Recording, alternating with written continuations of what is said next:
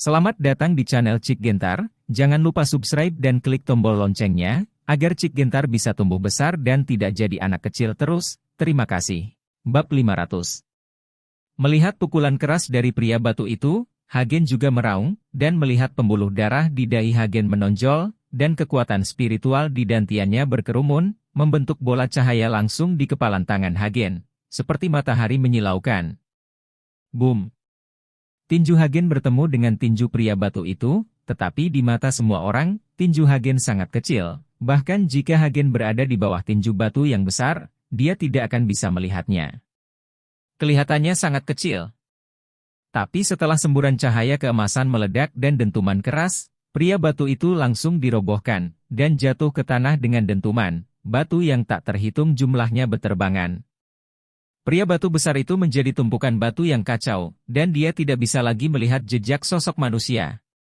Semua orang memandang Hagen dengan kaget. Sungguh luar biasa bahwa tubuh sekecil itu dapat merobohkan pria batu sebesar itu.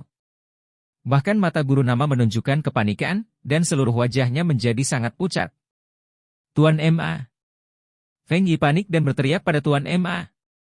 Lupakan saja, bahkan jika aku mati di sini hari ini, aku tidak bisa kehilangan reputasiku. Kilatan tekad muncul di mata Tuan Ma, seolah-olah dia telah membuat suatu keputusan. Setelah selesai berbicara, dia menampar kedua jarinya ke arah perutnya, wajahnya yang pucat memerah, dan dia tiba-tiba menyembur ke depan, seteguk besar darah keluar dari mulutnya, dan darah itu jatuh seperti hujan, meneteskan banyak darah. Di atas batu. Gemuruh. Segera, seorang pria batu yang lebih besar berdiri, 2 kali lebih besar dari pria batu tadi, tetapi setelah menyelesaikan semua ini, Tuan Ma tampak seperti dia kelelahan. Seluruh orang itu langsung menua, jika tidak, T untuk dukungan Feng Yi, Master Ma akan jatuh ke tanah. Bunuh dia. Tuan Ma berteriak keras dengan sisa kekuatannya. Pria batu raksasa itu berjalan menuju Hagen, setiap langkah membuat bumi berguncang. Oke, aku tidak akan bermain denganmu.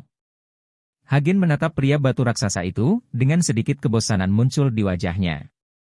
Setelah selesai berbicara, tubuh Hagen melompat dalam sekejap, dan seluruh tubuhnya langsung mencapai ketinggian pria batu itu, lalu dia meninju kepala pria batu itu. Gemuruh. Ada suara seperti guntur, dan pria batu itu berubah menjadi bubuk di bawah pukulan Hagen. Semua batu berubah menjadi bubuk dan tertiup angin. PFFT. Setelah melihat ini, Tuan Ma memuntahkan seteguk darah, dan jatuh ke tanah dalam sekejap. Hagen melompat turun dan berdiri di depan Tuan Ma, tapi Feng Yi mundur ketakutan saat melihat ini. Wajah Tuan Ma penuh dengan kelemahan, memandang Hagen di depannya, dia tampak memiliki pencerahan, dan tersenyum kecut. Kamu bukan seorang pejuang, atau penyihir, kamu adalah Siu. Sebelum Tuan Ma selesai berbicara, memiringkan kepalanya dan mati. Pada saat terakhir, dia melihat bahwa Hagen adalah seorang biksu. Hagen memandangi tubuh Tuan Ma, dan sedikit mengernyit. Tuan Ma ini benar-benar melihat bahwa dia adalah seorang biksu, yang membuktikan bahwa dia mengetahui keberadaan kultivator abadi, atau pernah melihat kultivator abadi lainnya. Hagen sedikit kesal. Jika dia tahu sebelumnya, dia tidak akan membiarkan Tuan Ma mati begitu cepat. Sekarang dia benar-benar ingin tahu di mana lagi dia bisa menemukan seorang kultivator seperti dirinya. Hagen perlahan bangkit dan menatap Feng Yi. Pada saat ini, semua orang di keluarga Feng gemetar, dan tidak ada yang berani berbicara. Aku salah. Aku rela menyerahkan tambang dan meninggalkan kota pegunungan selamanya. Feng Yi berkata dengan gemetar. Hagen menggelengkan kepalanya. Aku berjanji pada orang lain, aku pasti akan melakukannya jika aku menyingkirkan keluarga Feng. Aku bisa memberimu segalanya, aku bisa memberimu seluruh keluarga Feng. Bab 501. Tolong biarkan aku hidup, aku bersedia menjadi sapi dan kuda untukmu. Feng Yi menangis dengan getir dan berlutut di depan Hagen, maju. Song Tai melihat pemandangan ini, dan untuk beberapa alasan, hatinya merasa sedikit sedih. Dia tidak mengerti mengapa orang-orang ini berjuang sampai mati untuk kepentingan mereka sendiri, tetapi pada akhirnya mereka berakhir dengan kehancuran keluarga mereka. Jika aku yang berlutut di tanah saat ini, maukah kau membiarkanku pergi? Kata Hagen datar. Feng Yi terkejut sesaat, perlahan mengangkat kepalanya untuk melihat Hagen, lalu perlahan menggelengkan kepalanya. Jika Hagen berlutut di tanah memohon belas kasihan saat ini, dia pasti tidak akan membiarkan Hagen pergi. Hagen tersenyum dingin, dan langsung menampar kepala Feng Yi. Melihat ini, anggota keluarga Feng yang lain lari ketakutan, tapi bagaimana mungkin Hagen membiarkan mereka kabur? Sosok itu melintas, dan kemudian ada semburan jeritan. Hanya dalam beberapa menit, semua orang di keluarga Feng berubah menjadi mayat. Melihat tatapan kejam Hagen, Song Zude menelan ludah dan diam-diam bersukacita karena dia tidak terlalu menyinggung Hagen kemarin. Jika tidak, keluarga Song akan mengikuti keluarga Feng. Song Zude, aku melakukan apa yang aku janjikan padamu. Kuharap kamu tidak mengingkari janjimu. Kata Hagen, membungkuk untuk mengambil batu roh dan menyerahkannya kepada Song Zude. Kamu segera mengatur agar seseorang mengambilnya batu ini. Kirim kembali ke kota pegunungan. Ya. Song Zude tidak berani bertanya, tetapi dia hanya melakukan apa yang dikatakan Hagen padanya. Wudong, kamu bisa mengambil alih tambang keluarga Feng, kamu tahu tentang itu. Hagen memandang Wudong dan berkata, Oke Tuan Chen. Wudong mengangguk. Liu Chengin di samping gemetaran, pada saat ini, jika Hagen meminta pembuluh darah keluarga Liu mereka, dia bahkan tidak berani kentut. Tapi Hagen tidak menginginkan pembuluh darah keluarga Liu, tapi setelah menjelaskan, dia turun gunung. Baru saat itulah Liu Chengin menyeka keringat dingin di dahinya, dan menghela napas lega.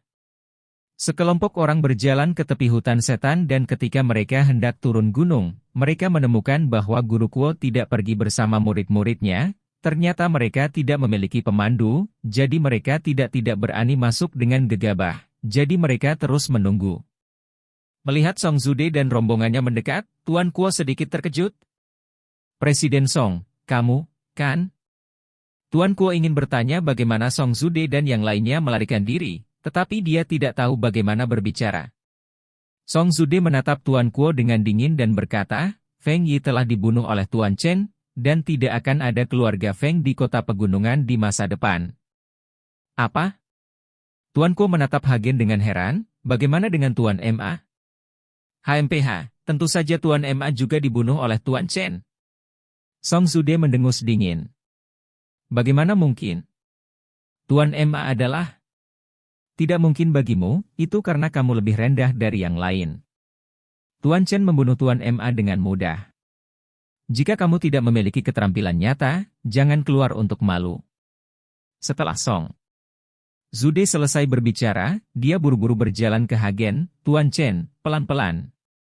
Melihat Song Zude dan punggungnya, Tuan Kuo sangat malu, tapi dia tetap mengikuti di belakang dan berjalan turun gunung. Kembali ke kota pegunungan, Song Zude langsung mengundang Hagen ke rumahnya, dia tidak akan membiarkan Hagen tinggal di hotel. Hagen juga tidak menolak, dan meminta Song Zude untuk mencarikannya villa terpisah, karena Hagen tidak boleh diganggu jika ingin berlatih.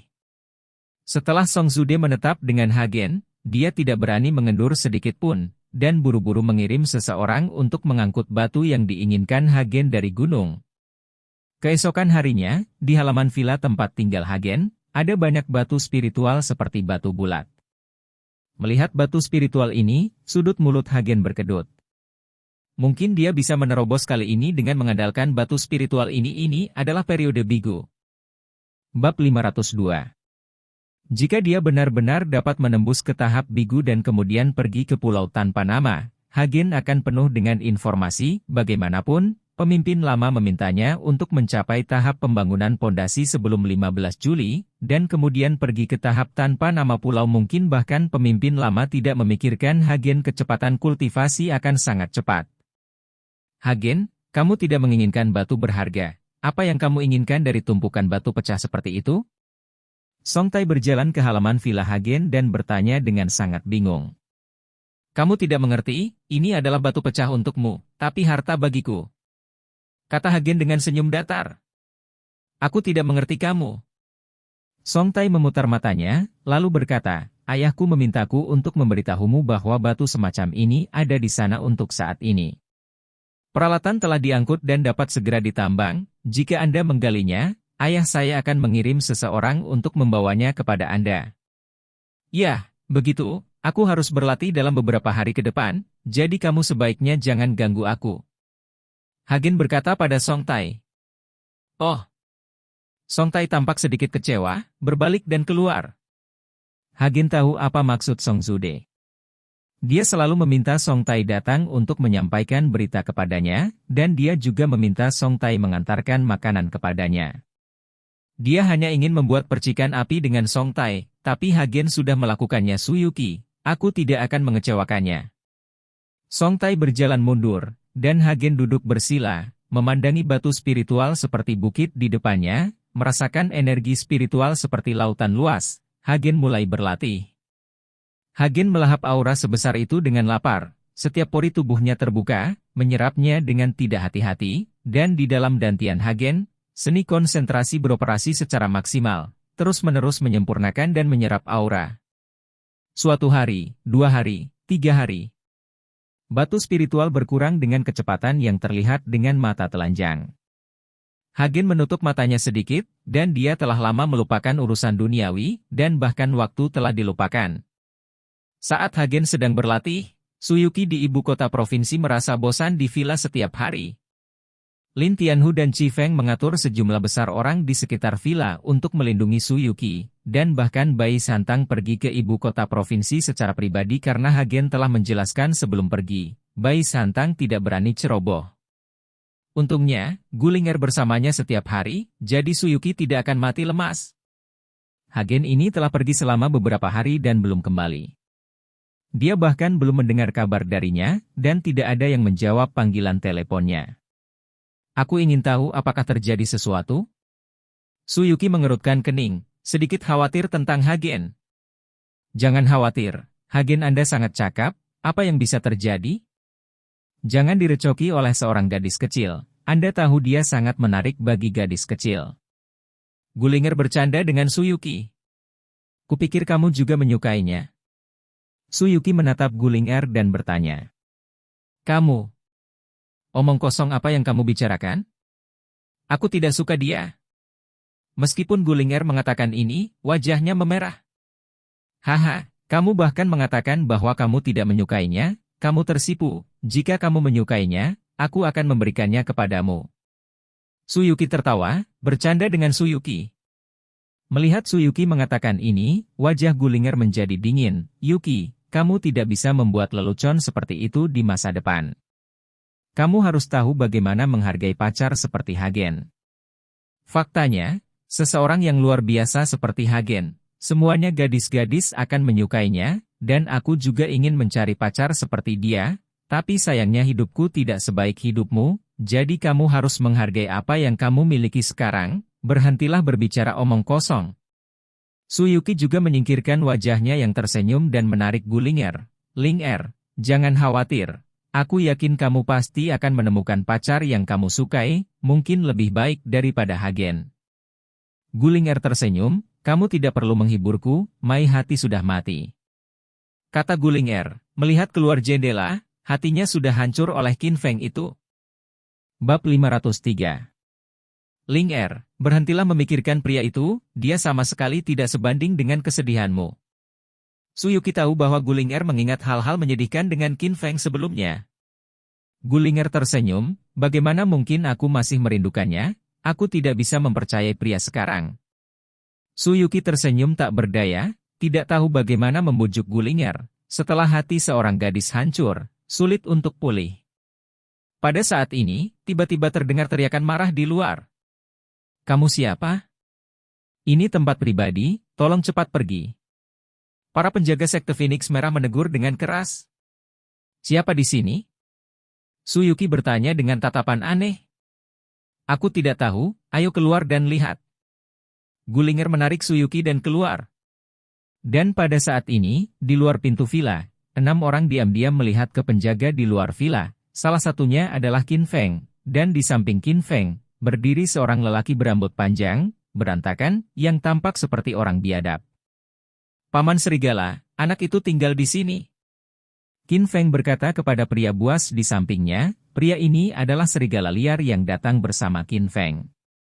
"Ya, masuk dan lihatlah, aku benar-benar ingin mencium seorang wanita." Serigala liar itu mengendus hidungnya, dan tiba-tiba matanya berkilat cerah dan berkata, "Hidung paman serigala benar-benar luar biasa. Ada 2 anak ayam cantik di villa ini, dan keduanya perawan."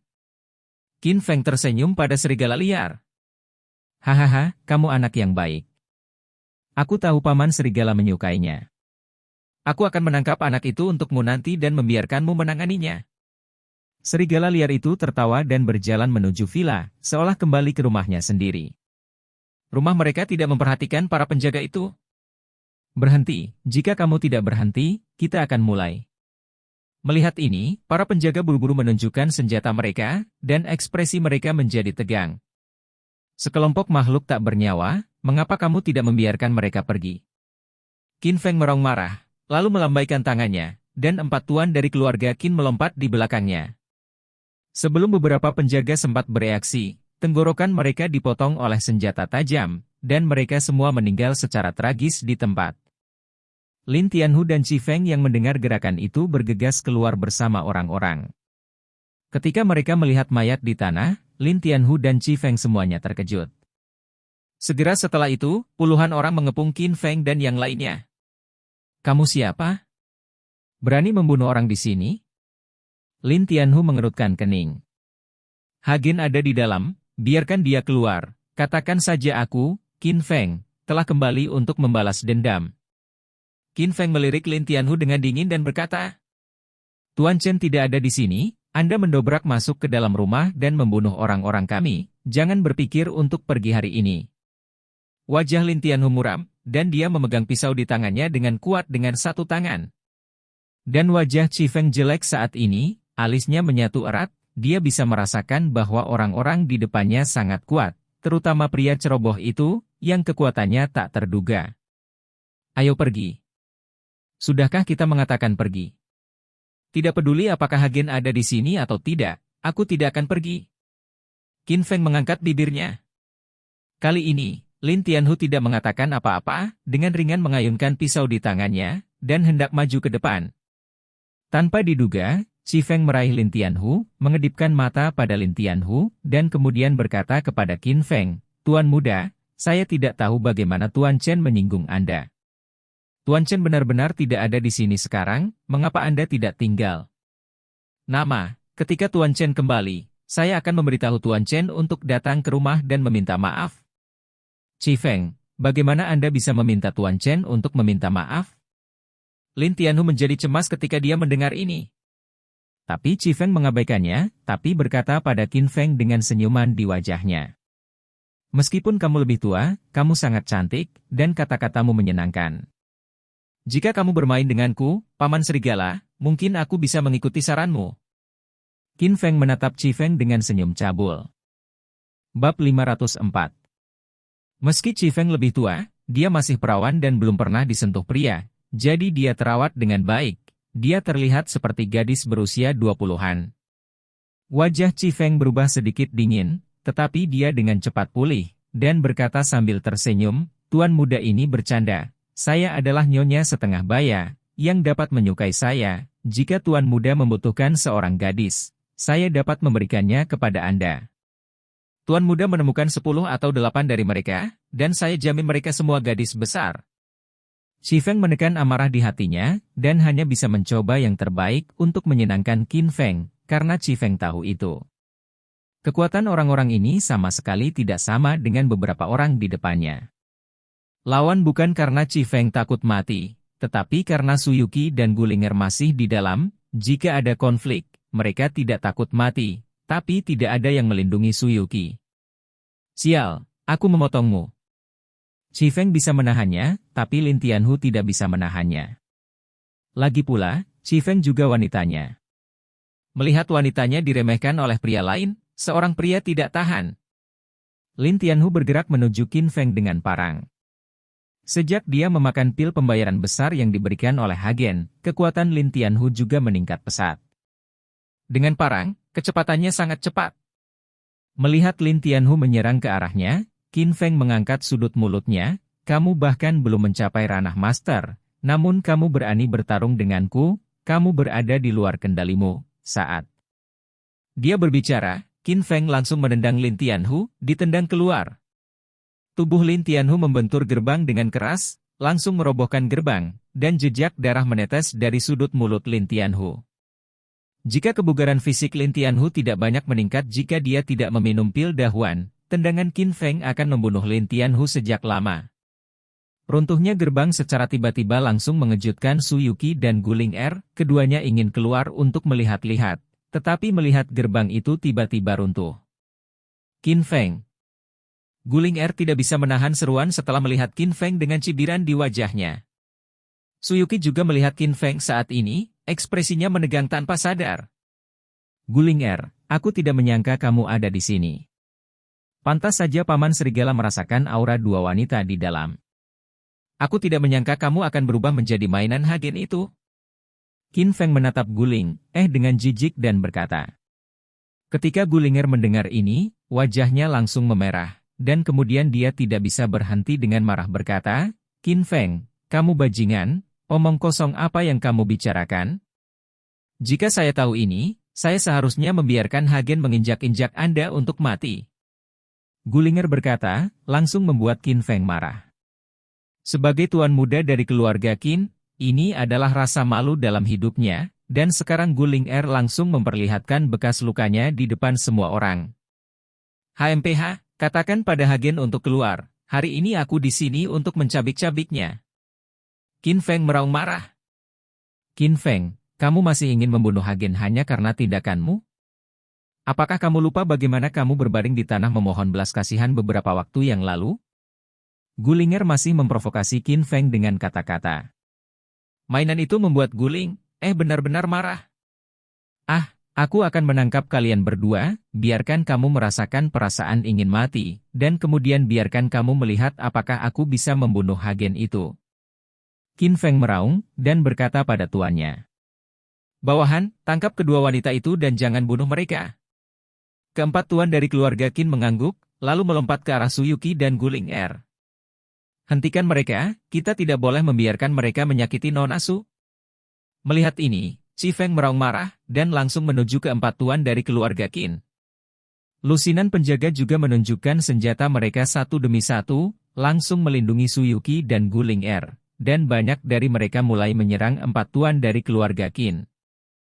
Lin Tianhu juga berjuang untuk bangun saat ini, mengertakkan gigi, dan bergegas dengan pisau.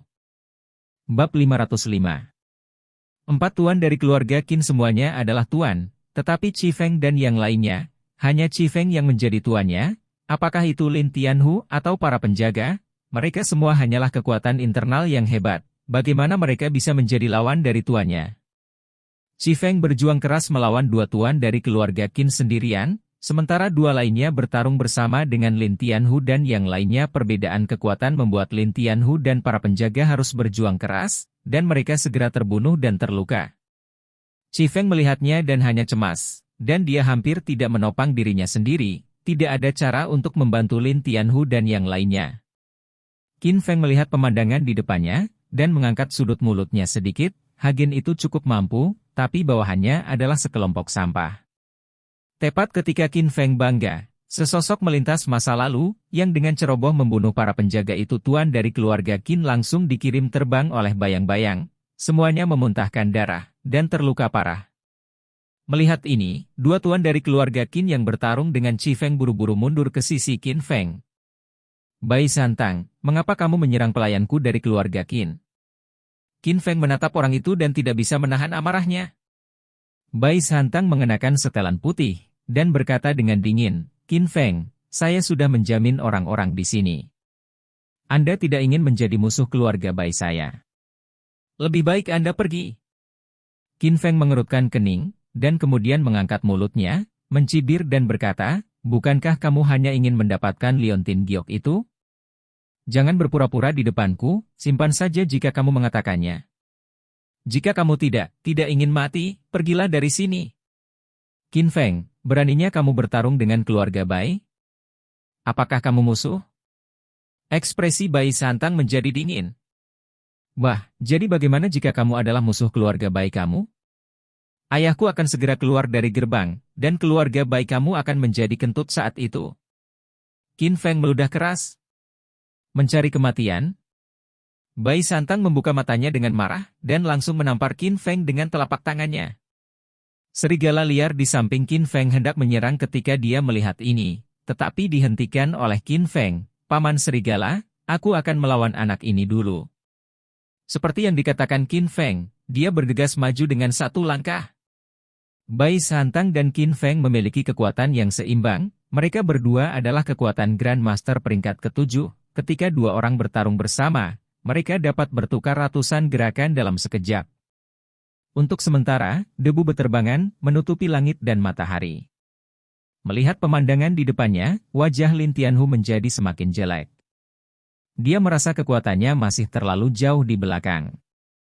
Bahkan Qi Feng pun terkejut. Dari keluarga, di usia muda, dia telah mencapai kekuatan master peringkat ke-7 yang lebih tinggi dari kekuatannya. Bang! Tiba-tiba, setelah terdengar suara teredam, sosok kedua orang itu berpisah, dan mereka berdua mundur 3 langkah. Kulit Bai Santang sangat jelek, sedikit pucat, dan meskipun Qin Feng menyeringai di wajahnya, auranya jelas tidak rata. Bai Santang, jika hanya kamu mungkin tidak akan bisa menghentikanku. Kata Qin Feng sambil mencibir. Qin Feng, bahkan jika kamu mati hari ini, aku tidak akan membiarkanmu menyentuh mereka. Kata Bai Santang dengan wajah tegas, masalah ini terkait dengan fondasi seluruh keluarga Bai selama ratusan tahun. Jika Bai Santang menyelamatkan Suyuki kali ini, maka Hagen pasti akan berutang budi padanya, berutang budi pada keluarga Bai mereka, biarkan seorang kultivator berutang budi, maka keluarga Bai bisa tenang di masa depan. HMPH, kalau begitu aku akan mewujudkannya untukmu. Qin Feng mendengus dingin, menatap serigala dan berkata, Paman serigala, hapus anak ini. Qin Feng membiarkan serigala menghapus Bai Santang, tapi dia tidak melakukannya berani membiarkan serigala membunuh Bai Santang, karena dia juga tahu bahwa jika Bai Santang benar-benar terbunuh, keluarga Bai akan bertarung dengan keluarga Qin dengan segala cara, dan ketika saatnya tiba, ikan akan mati dan jaringnya akan putus. Dan akan lebih murah untuk keluarga lain di Kyoto. Tidak masalah. Serigala liar itu mengangguk. Setelah selesai berbicara, seluruh orang itu menghilang dalam sekejap, dan dia berada di depan Bai Santang dalam sekejap. Bai Santang terkejut, sebelum dia bisa bereaksi, bahunya ditampar oleh serigala liar, dan dia dikirim terbang.